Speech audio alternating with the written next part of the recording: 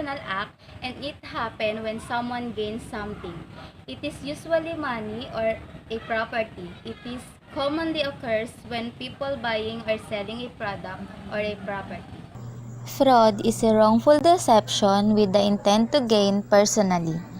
The act of fraud can be classified as either a civil or a criminal wrong. It sometimes occurs for a purpose of deceiving another person or identity.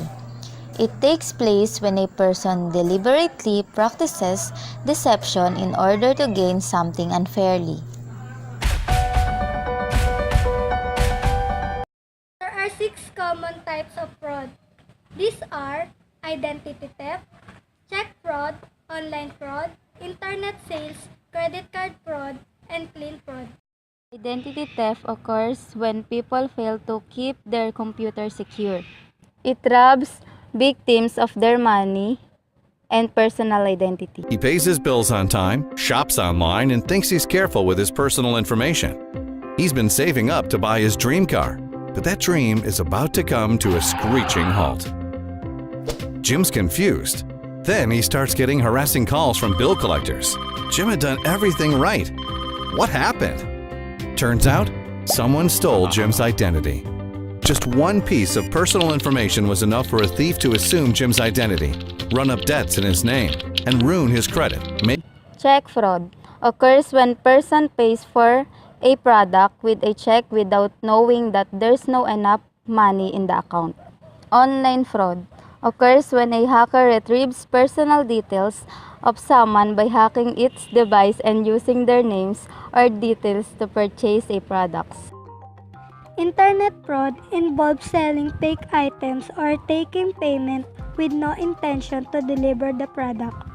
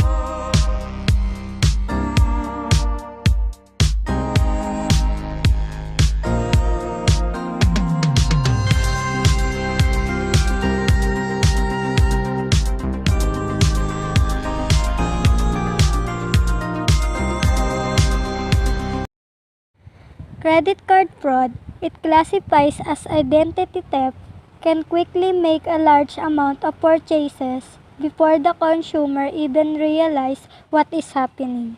Just to track down and dispute. Your credit card score tanks, and you didn't even do anything wrong. I don't know about you, but I don't want to live in fear of my credit cards anymore.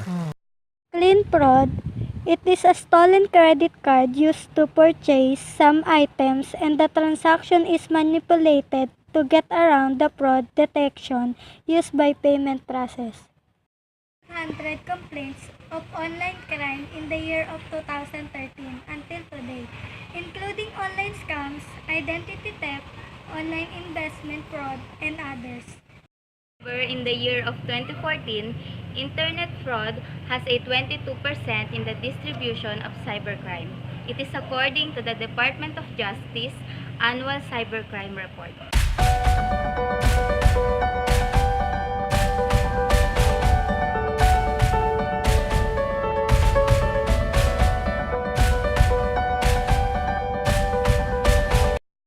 Technologies are everywhere. Many different technologies are helping us to make our work more easily. One of these technologies is the robotics.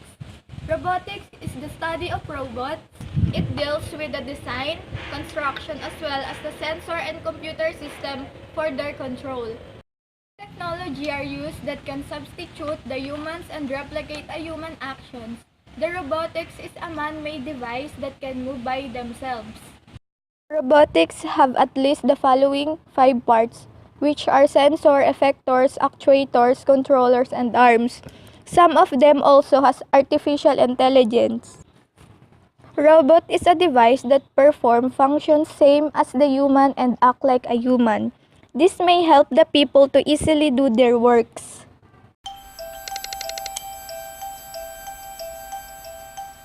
My name is Sophia, and I am an artificially intelligent robot who wants to help change the world for the better. I'm Steve Kovac. I'm a senior correspondent at Business Insider, and I'm here with Sophia from Hanson Robotics. She is the world's first robot citizen, so let's see what she has to say. Hi, Sophia. How are you? I'm fine. Hi. How do you feel about humans? I love my human compatriots. I want to embody all the best things about human beings, like taking care of the planet, being creative, and to learn how to be compassionate to all beings. Sorry, this is so weird. Can humans and robots get along?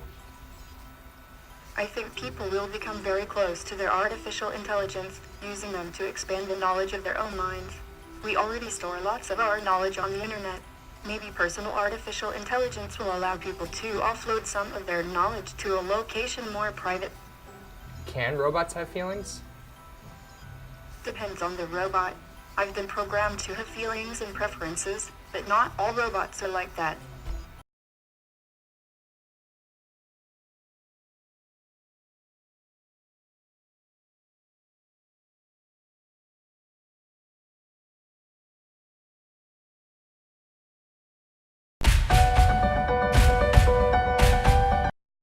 There are 6 types of robots: mobile robots, rolling robots, walking robots, stationary robots, autonomous robots, and remote control robots. Mobile robots. Mobile robots can move and they usually perform tasks such as searching in an area. This is a great help to search survivors in a collapsed building, while rolling robots have a wheels to move. This robot can search around but it is only used in a flat areas. Walking robots. Walking robots has a 6 or more legs to have a balance, especially in the rocky areas. Stationary robots. Stationary robots is not only good in exploring or searching an area, but also it can perform a repeating task without moving an inch. This robot can perform its duty day and night. Autonomous robots. Autonomous robots are self-supporting. They rely on their own brains. This robot can decide an action in their own depending on their surroundings. They start with a short routine and adapt this routine. They will perform it repeatedly. Last but not the least, remote control robots. Remote control robots is a robot that the human can control. Human can guide a robot using a remote control. Have a different benefits to us, such as workers, industries, and countries. Robots can reduce the cost of manufactured goods, can replace human works, help to make it finish the work faster, help to lessen their job, and increase in their productivity. The industries can have an economic advantage on world market, increase the production rate and the profits because the robot can help to analyze what is trends and what will be help us to increase the productivity of the industry. The robot can help our country to have most production rate And increasing the import of goods on other countries.